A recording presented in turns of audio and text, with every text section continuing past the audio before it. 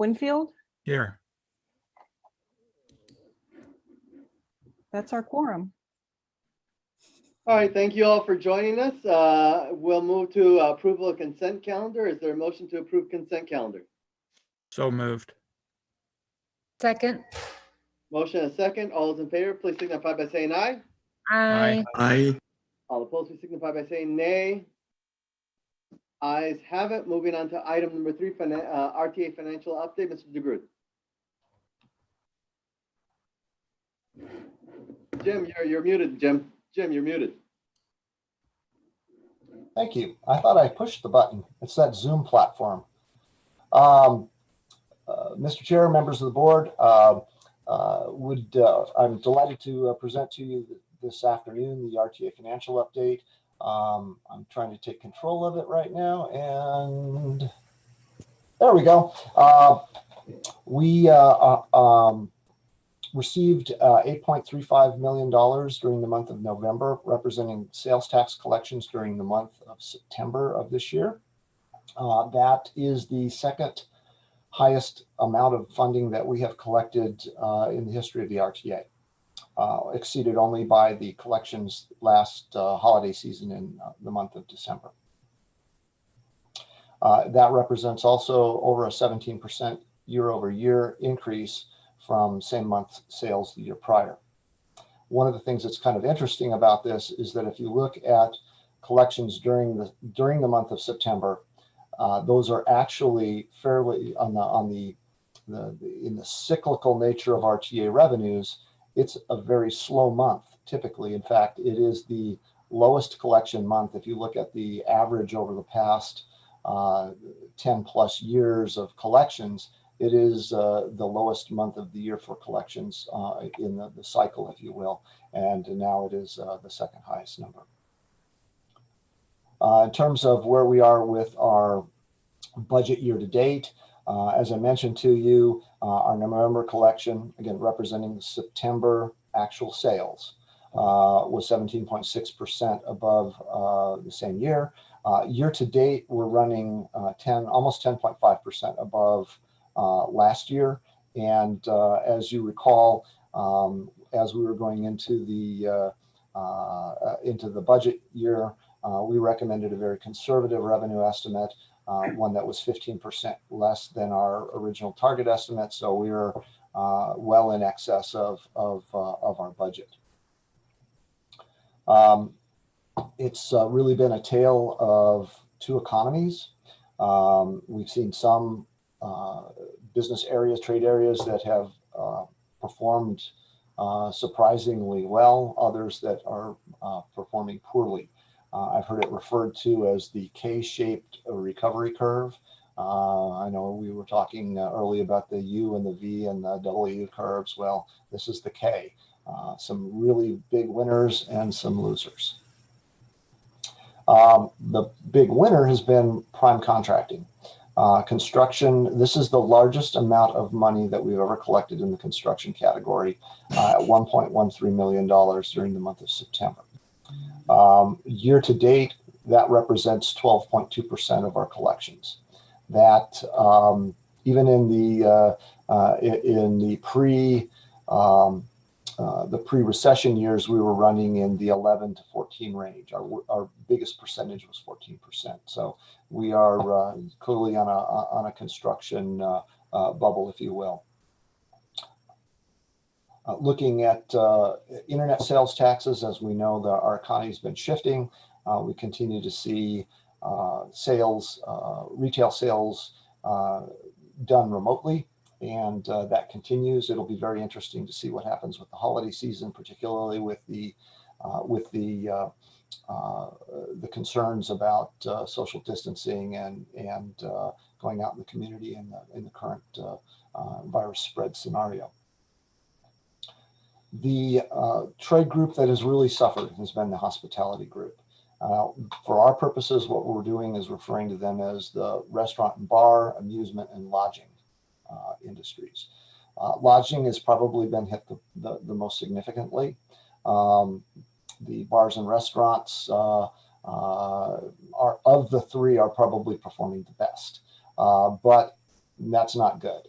It's right now we're running about 2/3 of what we would normally expect to collect in this group.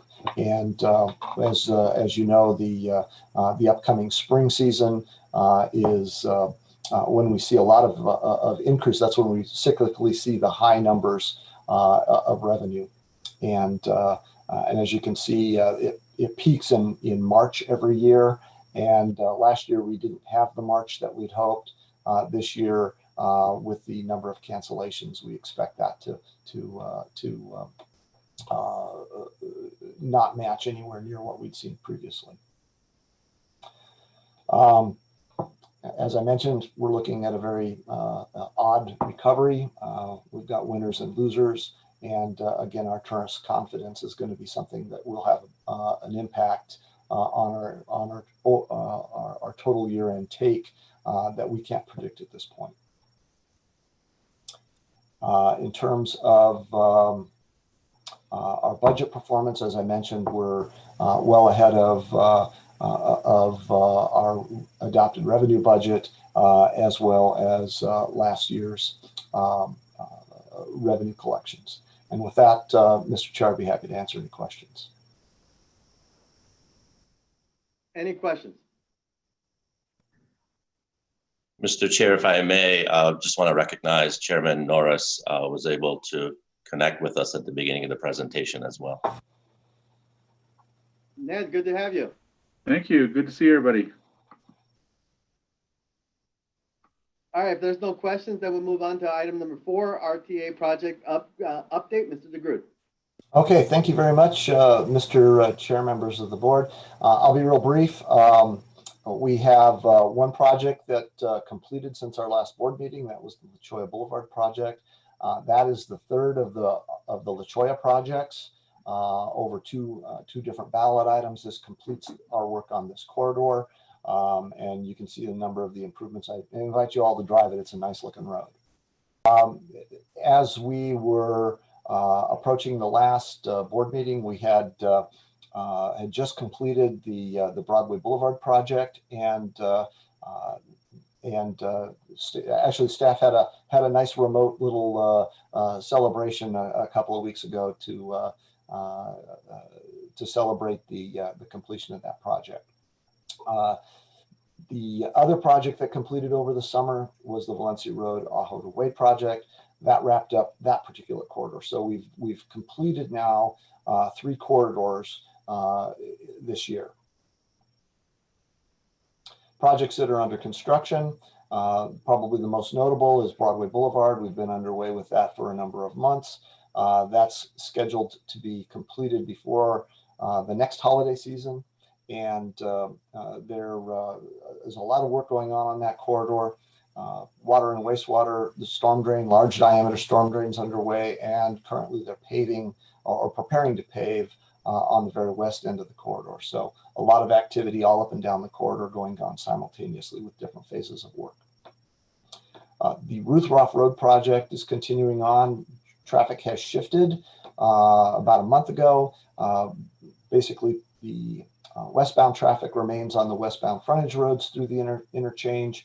The bridge over the westbound lanes has been substantially completed, and the eastbound traffic is now passing below the westbound bridge structure. Downtown Links continues. That's pretty, if you haven't been downtown in a while, that's pretty impressive to look at. This is a picture taken west of Stone Avenue with the large diameter culvert, or large size culvert. It's not diameter, it's a box culvert. But that's well underway. We know that there will be road closures coming, but they will occur after the holiday season. So that's something that will make a big difference in terms of the floodplain in the downtown area, removing a lot of the north part of the downtown area from the FEMA floodplain. Houghton Road between Valencia and Marianne Cleveland is also underway now. That's a 15-month duration project, well underway. Once we're completed with that, we will have a completed corridor between Interstate 10 and Irvington. And I'll talk in a moment about what we're doing on the next phases there to take it beyond to the north. Other projects that are in process, we've got Grant Road. That project is in right-of-way acquisition. We're probably looking at another year of that and utility work. There are a lot of businesses affected, and we're working with the design team to try to come up with some solutions to keep as many businesses that want to remain in place. And that's something that, in fact, we'll be meeting tomorrow about some property owners with. The Grant Road Stage 5 and 6, which is the final phase of the project. That's the piece that goes between Santa Rita and basically the, if you will, Palo Verde Road. That phase is in design. They're currently looking at confirming the intersection designs and making sure that we go forward with projects or a design that works effectively with respect to the intersection turning movements. The 22nd Street project that's keynote to Tucson Boulevard includes the viaduct over the Union Pacific Railroad track. That's something that the city is working on preparing construction manager at risk, a bid package for that, or a solicitation package for that. That even though they've got the plans finished, we feel that that's going to be an effective way to deliver the project. It will help us with mitigating some of the risks, particularly those associated with railroad coordination and unforeseen environmental issues. So we're hoping to see that moving forward, likely in construction next fiscal year, but a lot of work between now and then. Silver Bell Road between Gore and El Camino del Cerro. That also is kind of post-design, but pre-construction. We are looking at doing a significant amount of archaeological work on that, and that field work is beginning. Union Pacific Railroad underpass at Grant Road. That's a really unique project. We had originally looked at basically replacing the bridge, the Union Pacific Railroad bridge structure. That was deemed prohibitively expensive and difficult to execute with the railroad. A lot of coordination issues that were really quite challenging. What we're looking at presently is a modified design that will expand the roadway beneath the existing structure so that we can get the travel lanes that we need, and then take the bicycle and pedestrians around on an alternative structure that would basically land at the go over the railroad, over the interstate, and land at the loop on the Santa Cruz River. So that's an exciting project and a creative way to address the challenges that we're encountering financially at that. Finally, we've got Houghton between Irvington and 22nd Street that is in design as well. And you approved an intergovernmental agreement earlier this afternoon to continue the funding of that design and right away. And with that, Mr. Chair, I'd be happy to answer any questions. Any questions? Jim, what's going on between on Cole between Sabino and Sunrise? It's a small project, but you didn't mention that one. Yeah, that actually, that Kolb Road project it's a federally funded project, so there are regional funds in it, but it's being executed by the city, or I'm sorry, Pima County. And that is something that, it is not an RTA project. Okay. So I don't have a specific detailed report on that. However, that will have a big impact on the traffic in that area. Probably would have been done a year ago if it had been an RTA project, right, Jim? I don't think it's a matter of well, it is federally funded, so that comes with some exposure. Yeah, I know. Thank you. Any other questions? All right, hearing none, motion to adjourn is in order. So moved. Second. Motion to adjourn. All those in favor, please signify by saying aye. Aye. Aye. Aye. All opposed, please signify by saying nay. Ayes have it. Ed, Mayor Honey. Mayor Honey, I have to compliment you on your mask.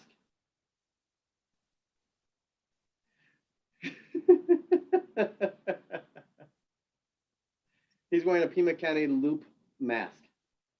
I think Mayor Honey's still trying to set up his Oh, speaker. I'm here. Can you hear me? We Yeah. can hear you. Okay, we had to switch computers. All right. So Thank you, Mayor. Thank you, Mayor Honey. You have a quorum and you can start anytime you're ready, Mayor. We'll call the meeting to order. Call the meeting to order. Approval of a consent agenda. So So moved. moved. I heard a motion. Do we have a second? Second.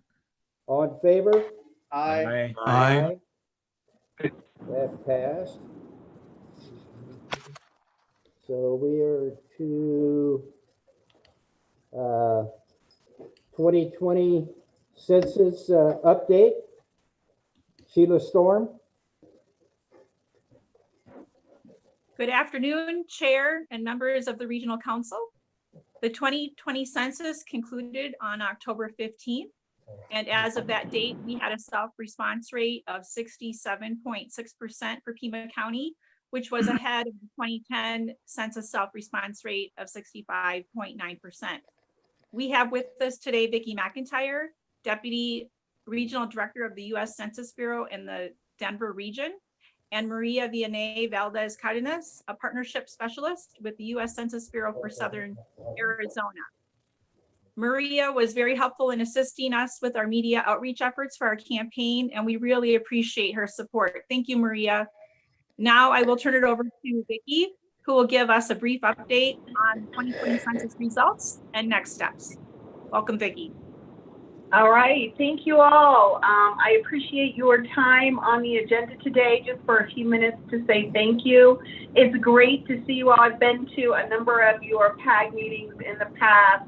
I love Tucson. It's a little bit warmer than the chilly 35 in Denver today. I'd rather be there in person, and I know we'd all rather be at meetings in person. I never thought I'd say that, but since COVID hit, I sure miss the interaction and being around people in person to do these kind of things. Our partnership with you all has been tremendous. I remember kicking things off with Mary. Hi, Mary. Farhad, I've met with you guys probably 3 years ago to get things started. So just want to take a few minutes today to go over a few accomplishments. So let's go on to the next slide.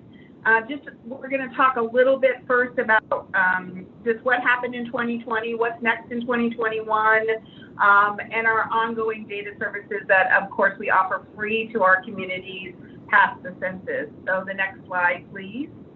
As we mentioned earlier, the national self-response rate was 67%. We projected as an organization that it would be 65.6. The response rate in 2010 was 66.5. This is the self-response rate. And back in 2010, if you recall, we only had the paper option available. This was our first nationwide census where online was available. We are very proud that we never once had to pull our online response option down. We had no data breaches on our online response, and the average response time was just 9 minutes. We projected it would be about 10, so we were a little under that. So looking at how people did self-respond, we gave people 3 options. 79.8% of those people chose internet. We had 18.3 that did mail, and phone was 1.85. We had telephone centers set up to take calls in English and 11 other languages. Next slide. So we did a non-response follow-up. So anybody who didn't self-respond, we had to go knock on their door and collect the information in person. 30% of all U.S. households, we had to go visit in person. In 2020, that equated to 64 million addresses, and we did that in 68 days. As compared in 2010, we did it in 69 days, but we only had to visit 47.2 million housing addresses. As you know, our country is growing, so the increase in housing units. As of October the 16th, our proxy rate for 2020, that means nobody was ever home, so we had to ask a knowledgeable source or a next door neighbor for information. Our proxy rate was 24.1% as compared to 23.8% in 2010, so virtually almost the same.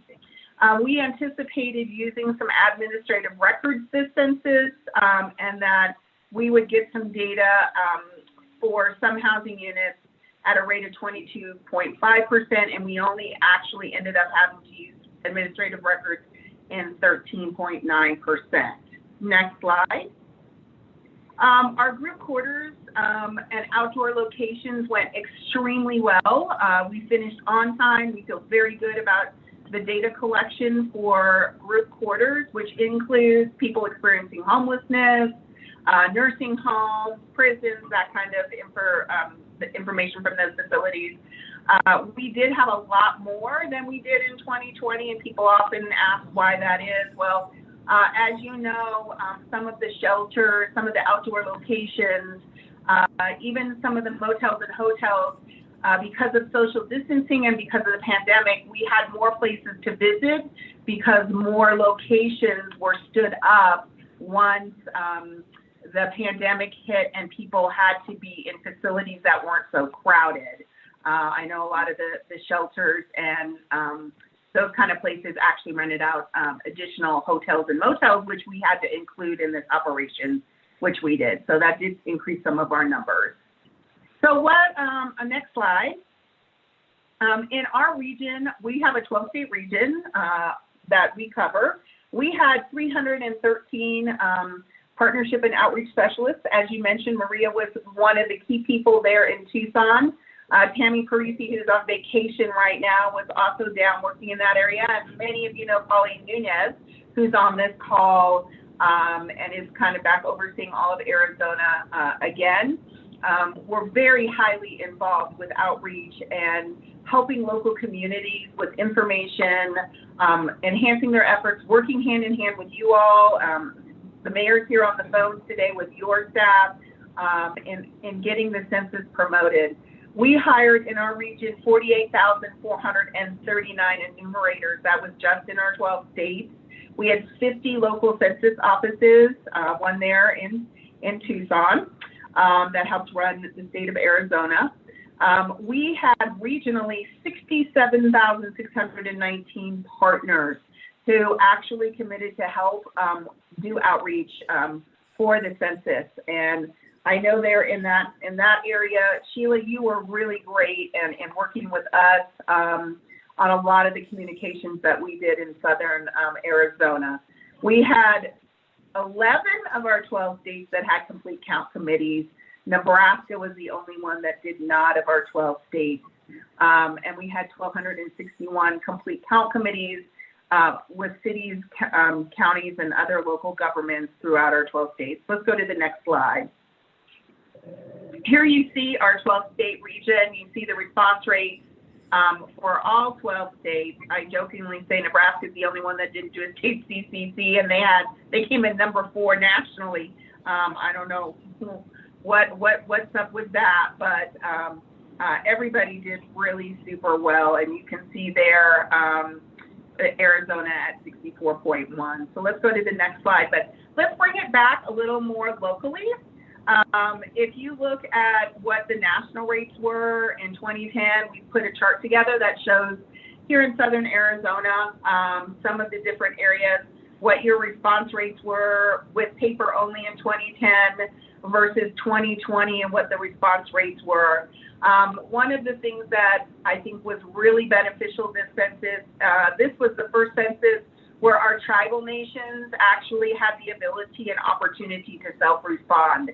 They did not have that opportunity in 2010. We did what was called update enumerate, which means we went door to door, listed their housing units, and then the only way we could get data from them is for them to give data to a enumerator during, it was an operation called update enumerate, but they did not have a paper form they could fill out and mail back.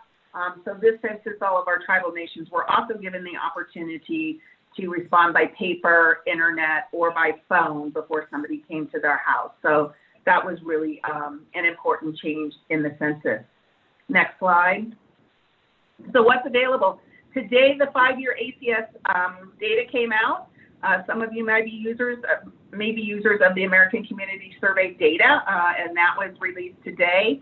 Our population estimates will be coming out next Tuesday, and the population estimates can't be confused with 2020. It's the 2020 year, but it is not the 2020 data.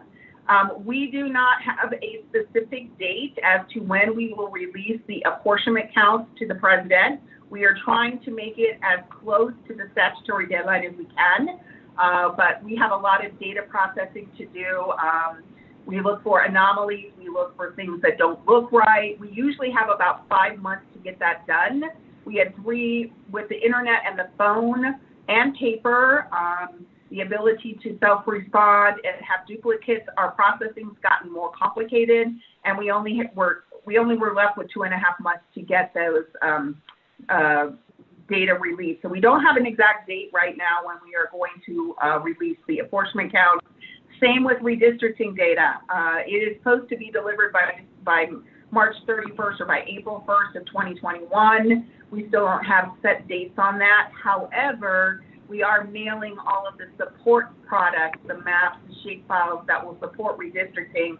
Those are all going out starting next month.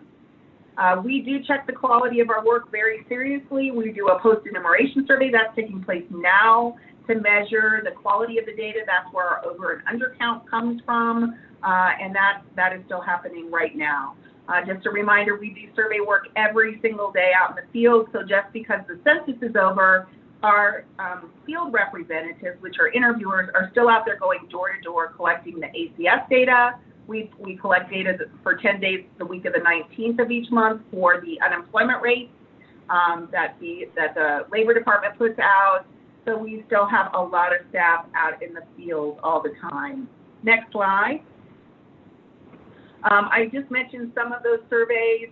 We also started a household pulse survey back in May, and that is really the most real-time data we have, and it collects a lot of information about what's happened to people's lives since the pandemic hit. It's a new survey that we're doing, and it's a phone and internet survey, and a lot of good information out of that survey. You can see and find all of this information on our census website. And as I mentioned at the beginning go ahead to the next slide. At the beginning, we do have a data dissemination program. As a matter of fact, Pauline Nunez was on that staff before she came to work on the decennial census. And we do in the weeds type data workshops. We have so much data on our website. Those people who need to know how to use data for grants, for planning. We do have staff that and a whole series of programs developed on how to use census data. We're happy to set up and plan to do some data summits next year, but we're happy to set up customized type sessions for whatever communities or organizations may need in using our data. And let's go to the next slide. So we'd like to personally thank all of you for being part of the census, for working with us to help your community. These counts, all of you know, last for 10 years. A lot of funding is based on these counts. We feel very good about the quality of work and data collection that we did in our region. We look forward to getting that data release. And we wouldn't have been able to do this without your help and support and all the things that you did. Next slide. Here's just a few highlights on some things in your area. And the last slide, we would like to say, go to the next slide, just thank you for everything that you have done. And I'd be happy to answer any questions. And I didn't know if Maria or Pauline wanted to say a couple brief remarks here at the end also. I did want to also point out that Mary Carter, which is a staff with Farhad, since the beginning, she was just so helpful and very engaged in the 2020 census. And we always appreciate the Pima Association of Governments. Fahad, thank you so much, and good to see you again. Maria Vianney?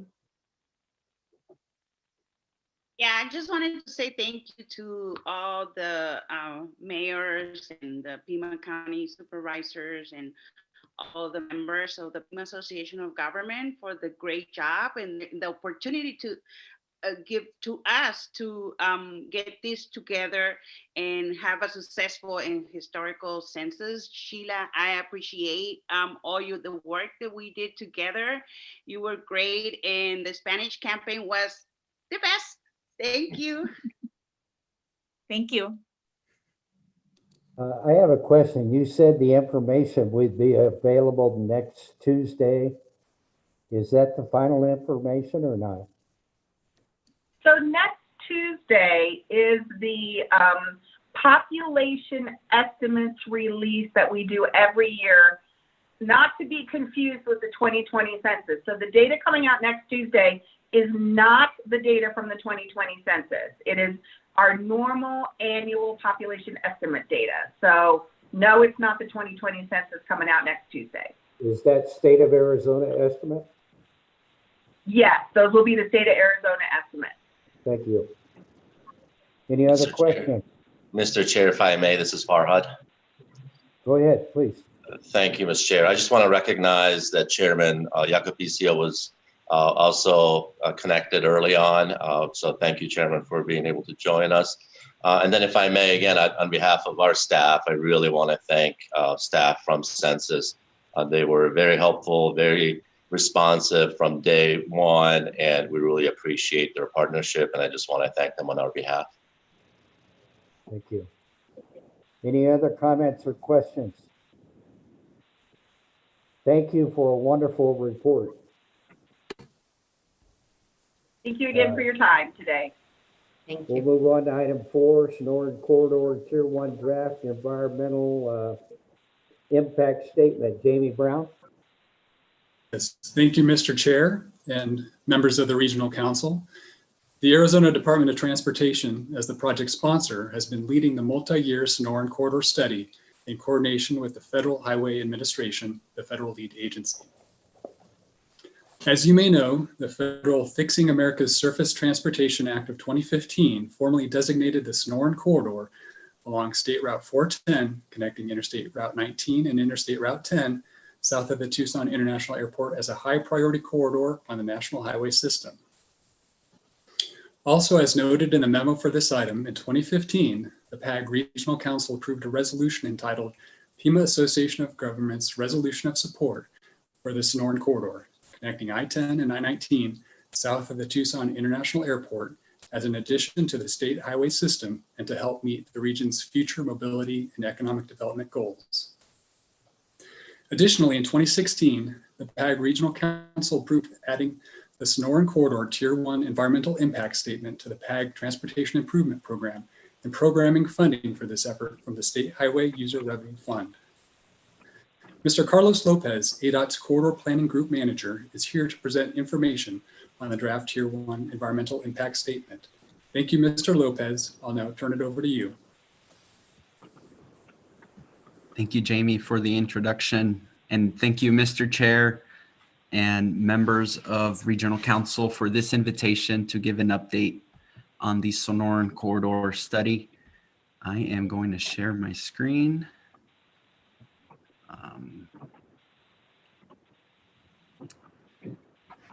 Just want to verify if you can see the presentation.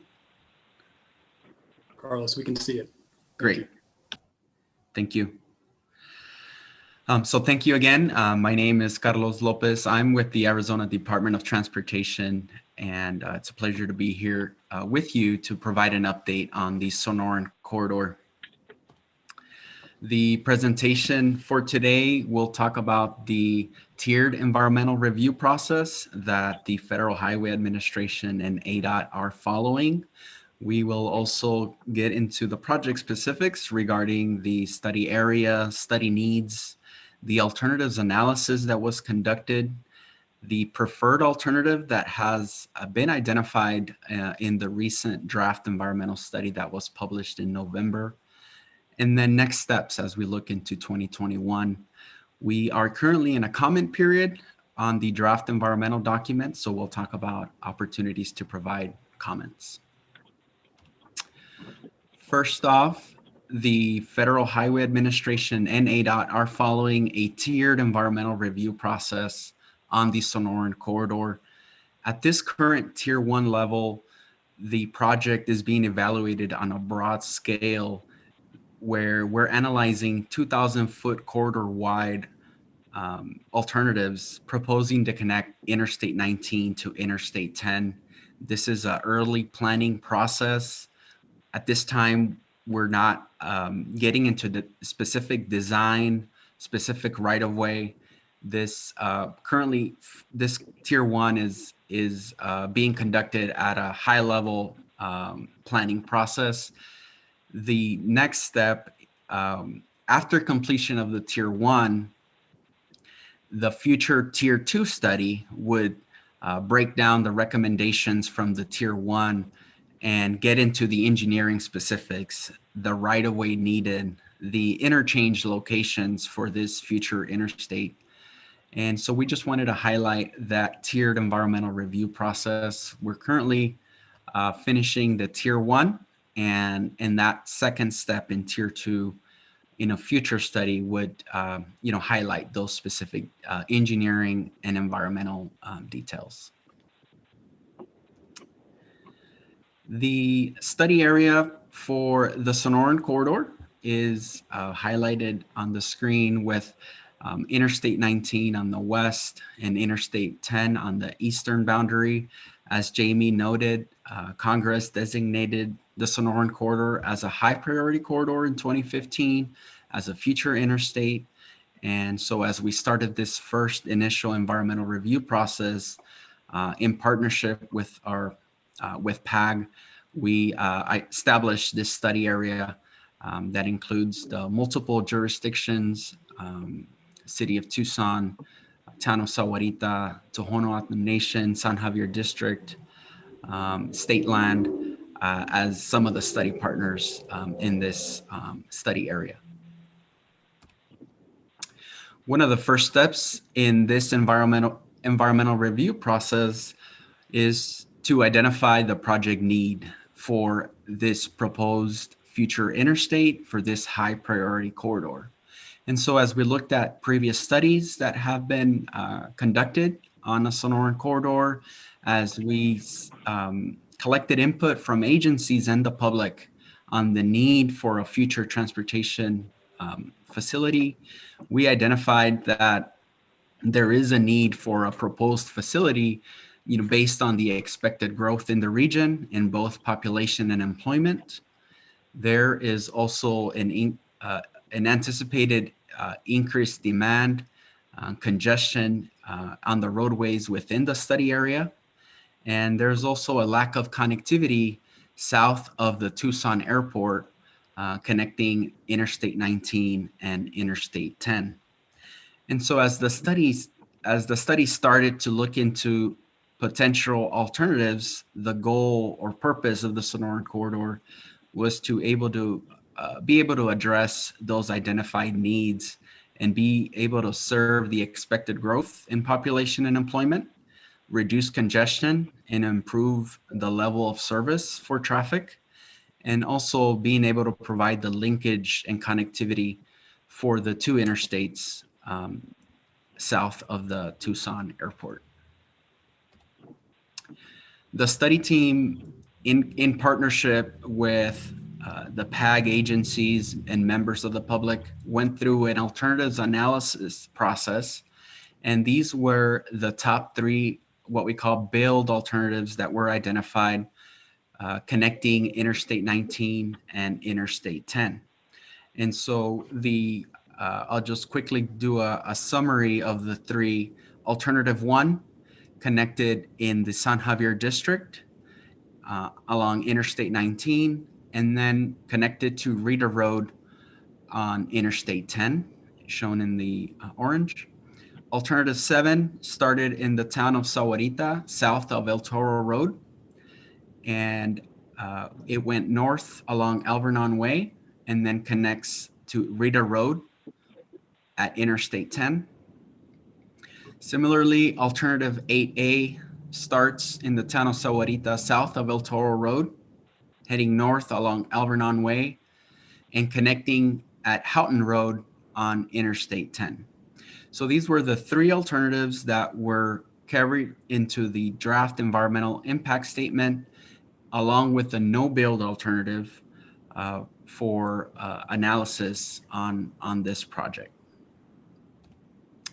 So the next three slides are text-heavy slides, but we wanted to share an example of how the draft environmental impact statement conducted the analysis to compare the three build alternatives versus the no build alternative. In this case, this table highlights the need shown on the left to serve population and employment growth. And as we went through this process, the no build was not able to meet the expected growth in this study area. The proposed build alternatives are able to meet that expected growth for both population and employment. Similarly, another goal for the project is to reduce congestion within the study area as we look at a forecast year of 2045.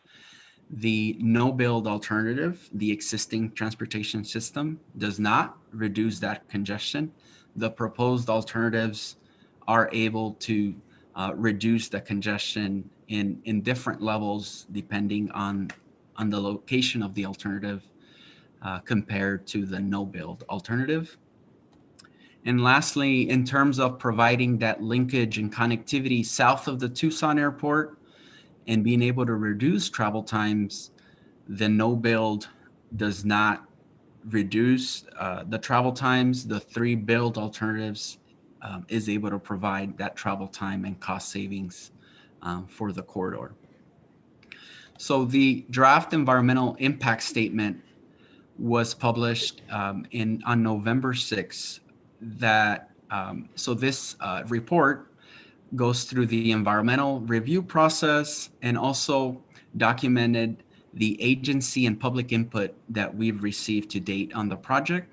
And it highlights the preferred alternative as alternative 7 for agency and public review. And so we're currently in that comment period process, encouraging agencies and the public for comments on the document and on the preferred alternative that has been identified. We also wanted to highlight the tribal outreach components as part of this study. The project team has been in close partnership with the Tohono O'odham Nation, the San Javier District, the Alati Association, Gaming Enterprise, in understanding the feasibility of a proposed Sonoran corridor in tribal land.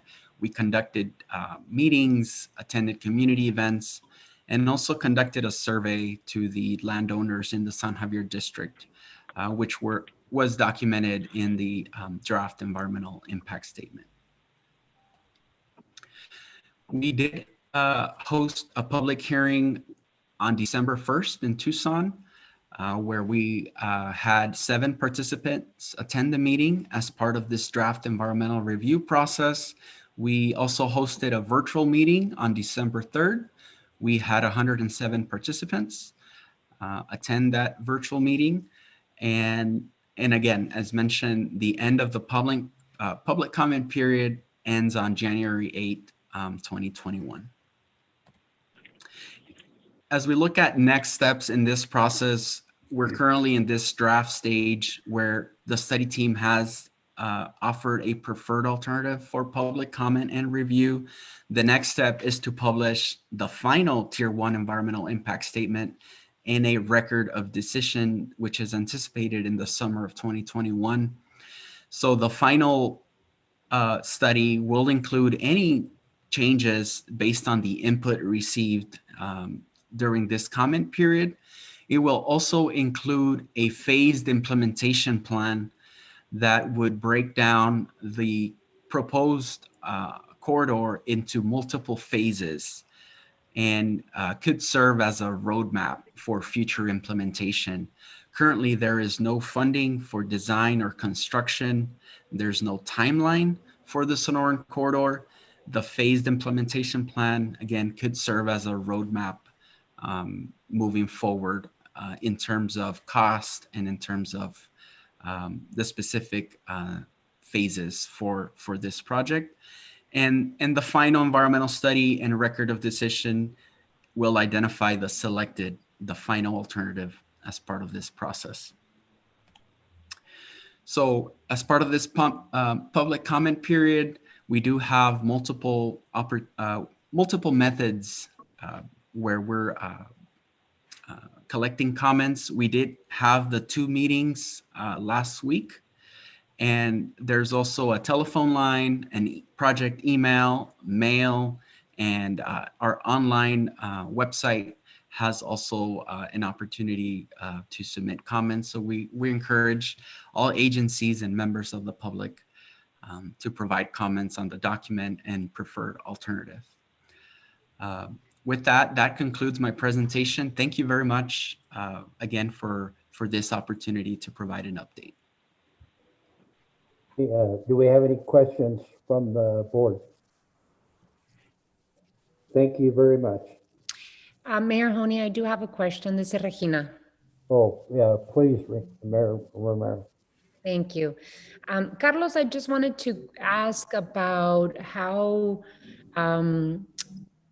did we or ADOT conclude the proposed alternative? Was it a community input, and how was the decision arrived upon? Mr. Chair, Mayor Romero, so the process for the preferred alternative, it follows a 3-pronged process where there is the agency input, there is the public input, and also the technical engineering / environmental review process. As we looked at the 3 goals for the project in terms of meeting growth and reducing congestion, based on the anticipated plans within the study area, a lot of the growth within the study area is near in the northern part of the study area near the airport.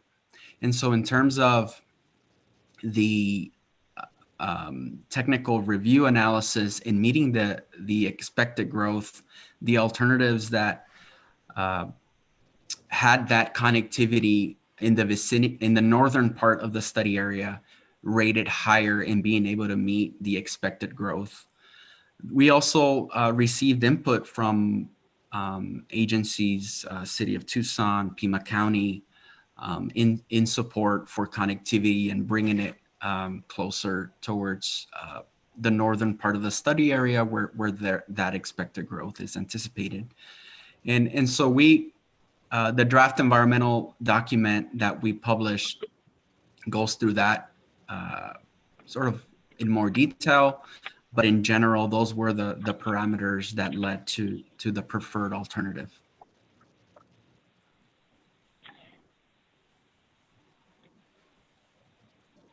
Any further questions, Mayor Romero? No, thank you, Mayor Honey. Anyone else have any questions? Thank you again for the presentation. Thank you. We're going to move on to item 5, Resolution of Appreciation 2020-01. I'm going to ask Jackie if she'll read the resolution into the record, please. Mayor Honey, it's actually going to be Nathan Barrett who's going to read the resolution for us. Okay, Mr. Barrett. Pima Association of Governments, Resolution of Appreciation 2020-01. This resolution of appreciation from the Pima Association of Governments Regional Council recognizes the 17 years of dedicated service by the Honorable Chair of the Pima County Board of Supervisors to the Greater Tucson region. Whereas Ramon Valadez served the region honorably as a 17-year member of the PAG Regional Council. And whereas during Ramon Valadez's leadership, the Regional Transportation Authority was formed, and he has served on the RTA Board of Directors since 2004. And whereas Ramon Valadez's leadership was instrumental in the passage of the voter-approved RTA plan and RTA sales tax in May 2006. And whereas, guided by Ramon Valadez's willingness to collaborate with regional partners, PAG and the RTA offer ongoing transportation improvements that include numerous improved multimodal transportation corridors and expanded public transit services. These improvements support expanded economic development in the region, letting residents know that Pima County is a community open for business and welcomes visitors. And whereas, with Ramon Valadez's steadfast commitment to upholding the RTA Board's pledge, now in its 15th year of plan implementation, the RTA Board has successfully delivered on its promise to the voters. And whereas Ramon Valadez's understanding of the value of working together to achieve regional goals led him to encourage passage of PAG's Regional Unity Pledge, resolution number 2017-003, which will guide the Regional Council well into the future. Now, therefore, be it resolved that the Regional Council of Pima Association of Governments recognizes and thanks Pima County Chair Ramon Valadez for his exemplary leadership and commitment to this region as the current chair of the RTA Board and vice chair of the PAG Regional Council. Passed and adopted by the PAG Regional Council this 10th day of December, 2020. Thank you.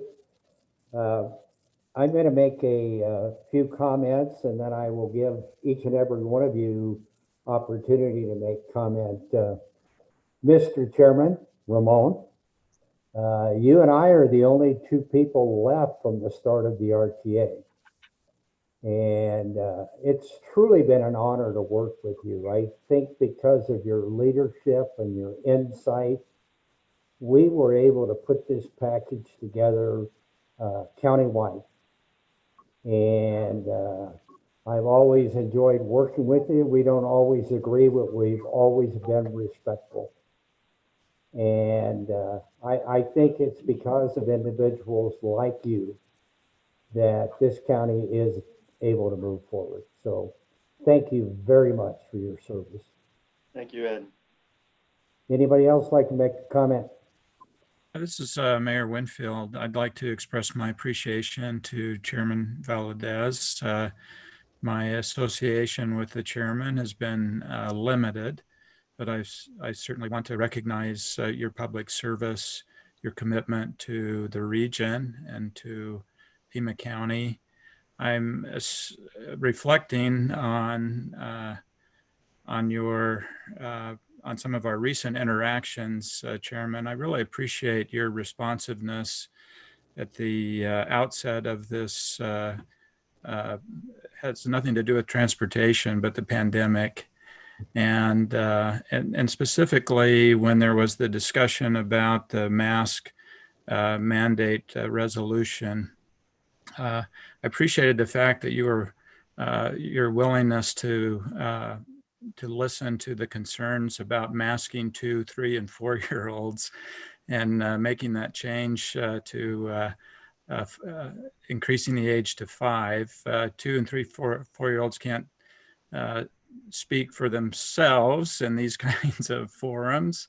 But I know that there's a lot of moms and dads that are very appreciative to your sensitivity to that issue. But I'm very grateful, Chairman. I respect you, and it's remarkable what you've accomplished in your tenure. Thank you. Thank you, Joe. Yeah, I'd like to make a comment too, Ramon. I wish you had a better sense of humor. I have to say that. But seriously, it's been a pleasure working with you.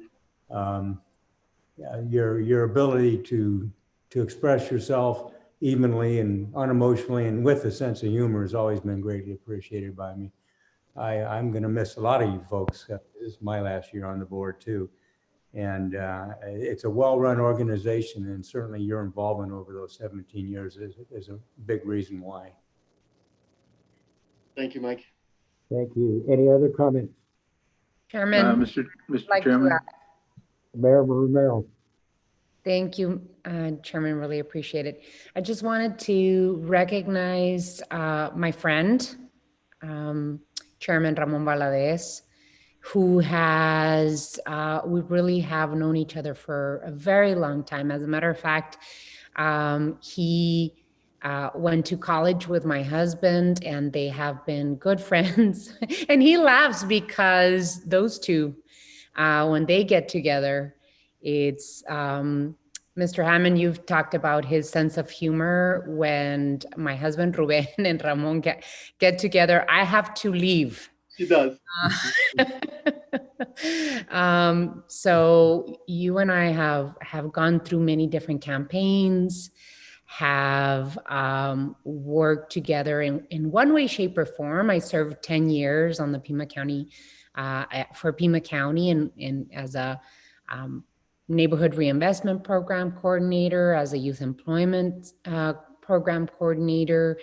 All throughout, I've seen you grow in your public service, and your commitment and dedication to public service is admirable. And I'm sad that I had not been able to participate with you in policymaking as close as we have this last year, which has been a tumultuous year. But I really appreciate you. Thank you for your service. Thank you for thinking of the most vulnerable residents of our community, and your dedication and commitment to all of our region is really to be it's very commendable. So thank you, Ramon. I know that you and I and our families are going to continue our friendship, and I hope to appoint you to a couple of committees, commissions. We are going to put you to work. Thank you so much. And Mr. Chuck Huckleberry said that we needed to roast you. I don't know where really to roast you. I don't think you'd taste that good, Mayor. So we'll find a way. We'll find a way. Thank you so much for your service. Thank you, Regina. Any other comments for Chairman Valadez? Chairman yes. Honea, Yes, this is Ned Norris. Ned, please continue, Chairman. Thank you. Thank you very much. You know, Ramon, I just wanted to acknowledge and thank you for all the support that you have shown me over the course of our tenure on different, you know, at this level, as well as my tenure while the chairman of the Tohono O'odham Nation.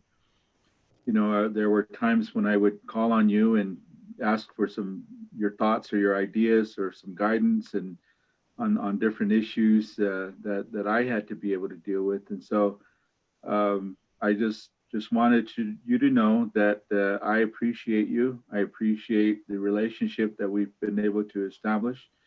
And I want to thank you for your leadership. Thank you for everything that you've done and you will continue to do on behalf of the citizens of the county. As you know, the nation is within the county. And so the nation has a vested interest in what happens within the county and what happens within the city of Tucson. And so, Ramon, thank you. Thank you very much for everything. Thank you for your friendship and thank you for your leadership.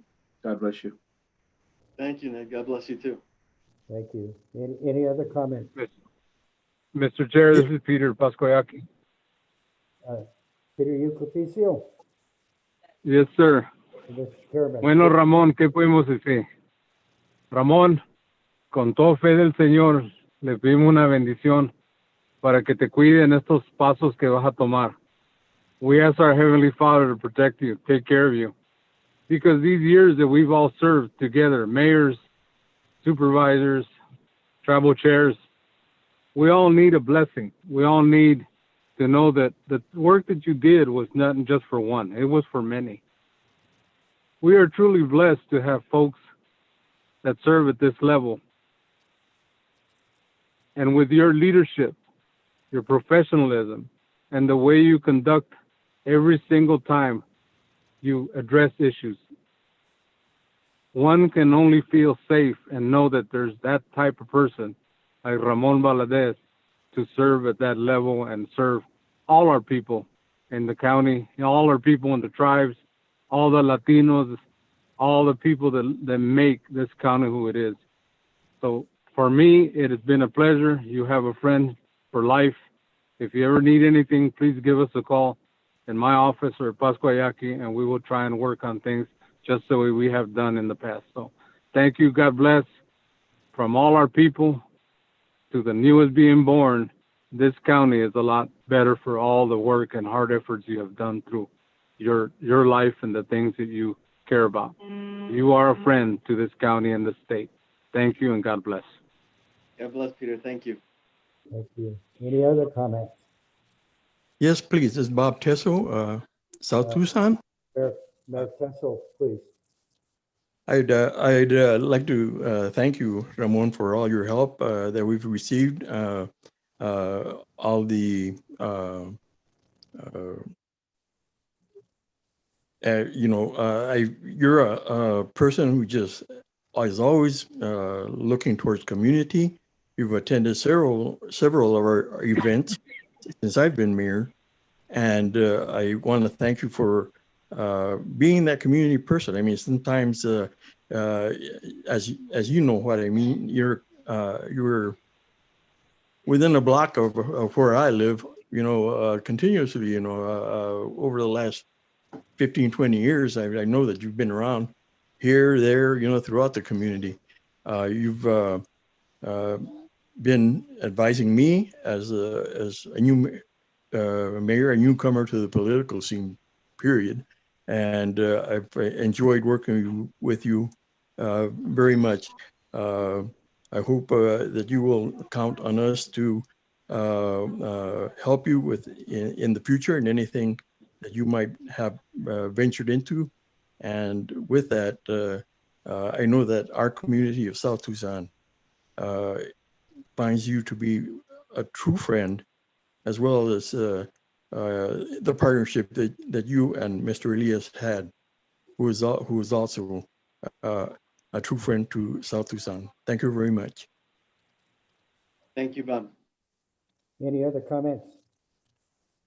Mr. Chair, if I may. Mr. Baghini. Thank you, sir. Mayor Murphy unfortunately wasn't able to join us. He wanted to send his regards and his thank you as well. And if I may, on behalf of staff, I'd like to do the same. We really appreciate your leadership. We appreciate your willingness to work and be able to always look for common ground, look for opportunities to really make this community better. And I just can't thank you enough for that. You've been a wonderful leader. And on behalf of our staff, we really appreciate everything you've done. Thank you so much. Thank you, Farhad. Are there any other speakers? If not, as a point of privilege, I'm going to make the motion. I haven't known Chairman Valadez the longest, but I did know the chairman when he was in the state legislature. So it's been a while.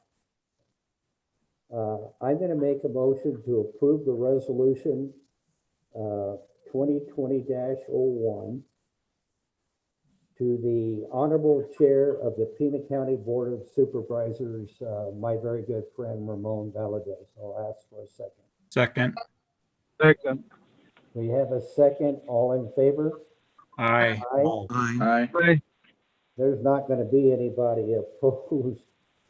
Ramon, thank you so much for your service. We are now adjourned. Mr. Chairman? Yeah, yes. Would you like to speak? I want to make a couple comments. Oh, please. Thank you so very much to all of you. I noticed that the resolution number is 2020-1, so I'm not really sure if that has to do more with obviously the year that we've had or the fact that we haven't done anything all year. And so, it's been 24 years in elected life for me, if you add the time in the legislature when obviously Ed and I first met. And I will tell you that it's been an incredible ride. I don't regret it at all. We've been able to do some outstanding things, but in truth, it was never I that did it. It was we. And one of the things that I want to remind my friends is that the RTA didn't begin when we started having the discussions. The RTA began when first the Pima County and then the city of Tucson surrendered their veto. So we were a group of equals. Where we were a group of equals, and then we began to work together. And we became one community, one team. And so we understood that the power that we had as one community, as one group, as one team. And that's my whole point. It wasn't I that did anything. It was we that did it together. Some of us are given the opportunity in our life, God blesses us with the opportunity to serve. And we all understand that that is a temporary stewardship. We don't own the seats that we are elected to. We never did.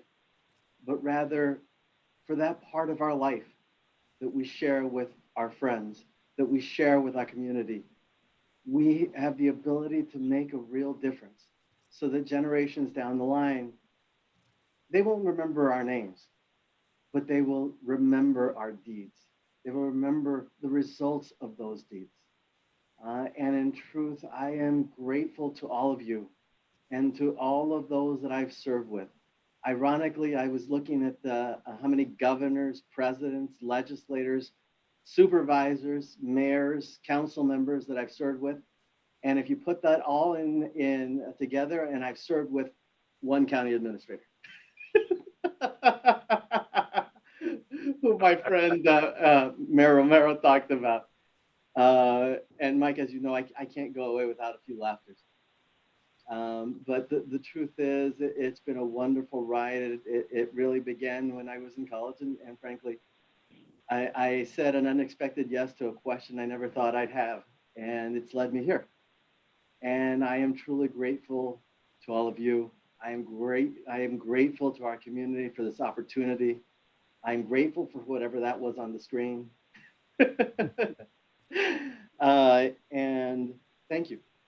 As I step off the public stage, my rest is something I'm looking forward to. And if there's ever anything I can do to serve our community and to serve you, please know that I'll be ready to do that as well. Thank you, Mr. Chairman. Thank you so much. Mayor Honey, if I may address what's on the screen, that is a token of our appreciation. We'll deliver that to your office, as well as a framed copy of the resolution that was just passed by the Regional Council. Is that rock candy, Farhad? It might be rocks, but not rocks. It's a platter that I think at some point it might have been a picture of some pebbles, but I'm not sure. So we'll take a closer inspection and look at it before I deliver it to you. All right, taste tested, got it. It looks like menudo a little bit, Ramon, so. Yeah, it does. It does, you're right. I'm not sure it's good menudo, but it is radish. Hey, all menudo is good, so. Yeah. Any other comments? Congratulations, Ramon. We hope that you don't disappear, that you rest, take your time, rest, and then continue being part of the community as you have always been, as I've always seen you do. So We'll be on the way to Vegas to see your son tomorrow. My regards to Lucia, and hopefully after the holidays and New Year's Eve, and take your rest, come back and join us in the community that is all yours. Thank you, Mayor. Any other comments? If not, now we will adjourn. We are adjourned. Happy holidays, everyone. Happy holidays.